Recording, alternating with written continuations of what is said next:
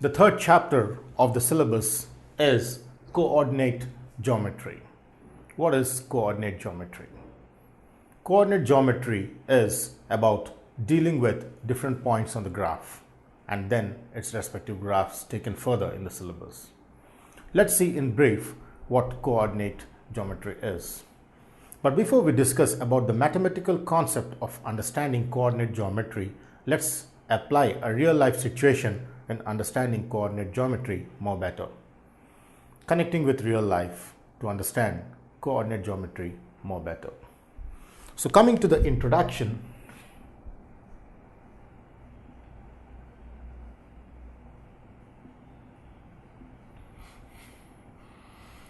what was the need for the mathematicians to come into researching on the existence of coordinate geometry?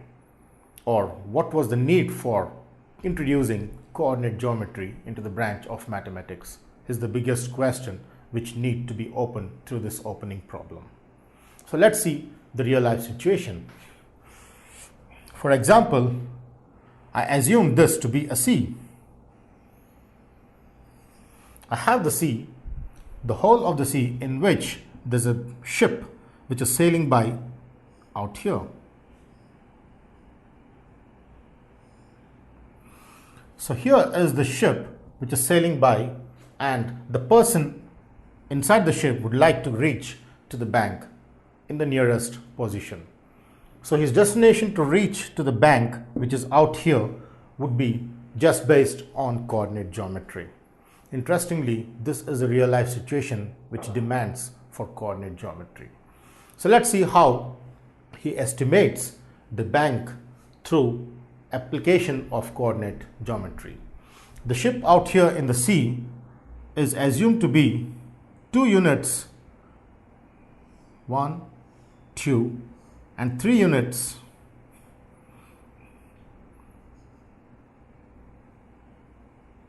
A person standing here would like to see the distance moving 2 units towards this side, and then exactly when the ship moves to this place, then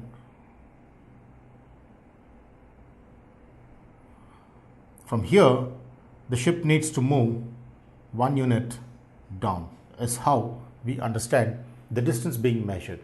So the person who is 2 units left and 1 unit down is where he reaches the bank in the destination. So let's see how this is possible more briefly through the graph. So I assume a graph.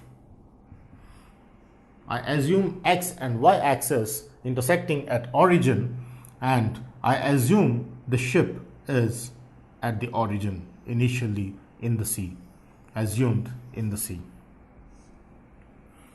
Now his destination to reach at point P is identified through coordinate geometry. A person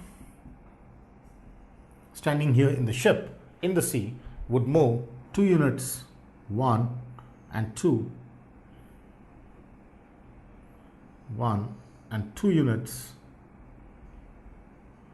to the left, and then he would move 1 unit down, is how we understand the opening problem.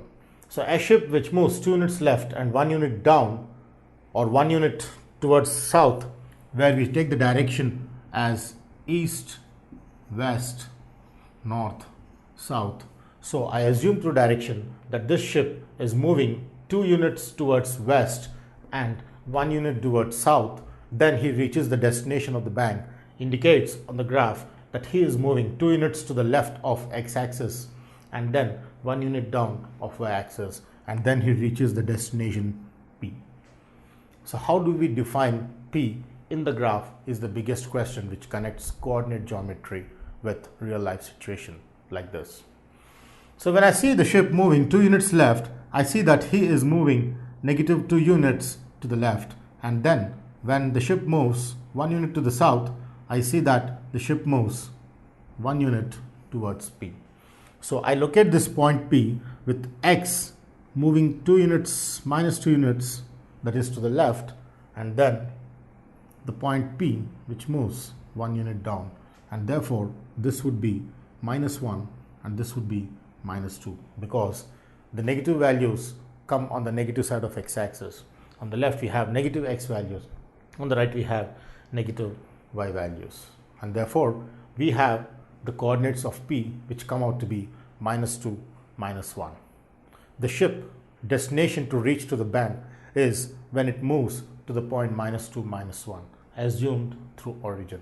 Is how we connect the real life situation of a ship in the sea to reach to its destination in the bank.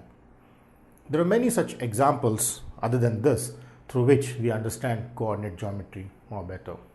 An aeroplane moving out with certain distance would reach the airport only by using coordinate geometry. A pilot cannot estimate the airport for landing down without estimation through the perfect coordinate geometry. Is how we apply through real life applications. Many more examples to follow with. Before we enter into understanding coordinate geometry more stronger, let's try to understand the structure of the Cartesian system. What is Cartesian system?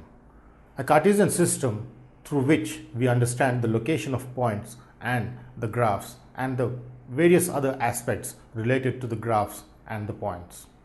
So let's see in brief how the Cartesian system plays a significant role in the coordinate system or the topic of coordinate geometry.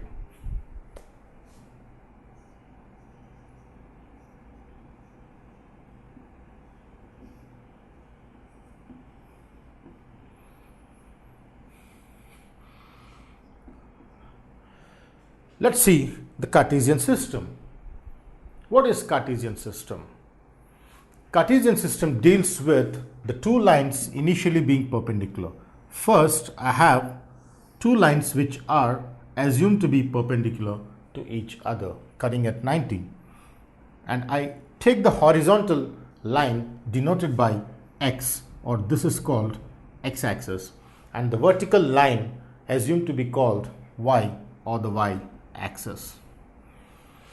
So the horizontal line in the Cartesian system is referred as x-axis, and the vertical line in the coordinate system is referred as y-axis. It's a rule of the coordinate system. They intersect at one point, and the two lines perpendicular and intersecting at point is referred as origin, generally denoted by this, and this is referred as origin, because it is from where we try to take all the different situations, just like in the ship in the previous example problem, where the ship was assumed to be on the fixed base, that is origin, from where we can identify the comparison of origin with the rest of the points. So the intersection of the vertical axis and the horizontal axis is called the origin. The horizontal axis being called x-axis and the vertical axis being called y-axis, and the point of intersection of those two axes being called origin is the rule of the coordinate system. Let's continue further. Here comes now understanding on what would be the definition for the right side of the origin, and what would be the definition on the left side of origin, and what would be the definition up the origin and down the origin. So each of the four directions have their own definitions as a rule of the coordinate or the Cartesian system. Therefore, I have to define the right side of x-axis, which is positive x-axis. Like I take all the values on the right, which are denoted by 1, 2, 3, 4, 5, 6, and 7, etc. It goes on and on till infinity. And the left side of x-axis is denoted by negative values, negative real numbers like -1, -2, -3, -4, -5, so on and so forth. Similarly, all the values on the positive side of y-axis are defined as 1, 2, 3, 4, 5, etc. And this is called -1, -2, -3, -4, -5, etc. Therefore, I have all the values coming on the right as positive x values, negative x values, positive y values and negative y values. Also importantly, it is very important to note that if I refer to this value 3, it indicates my x is 3 at this position. It's nowhere related to y.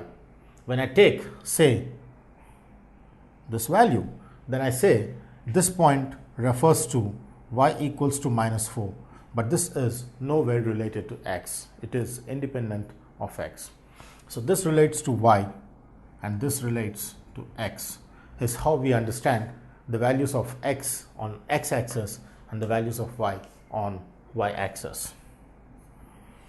Also, we note that all the numbers on the x-axis on the right side of the x-axis are positive real numbers, and all the values on the left side of the origin on the horizontal axis are all negative real numbers, with origin being the fixed point of intersection of both the axes.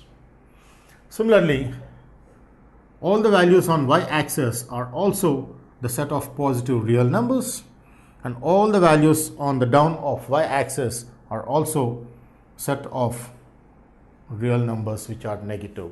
Positive real numbers, negative real numbers, positive real numbers and negative real numbers is how we understand the coordinate system, the Cartesian system connected with x and y-axis.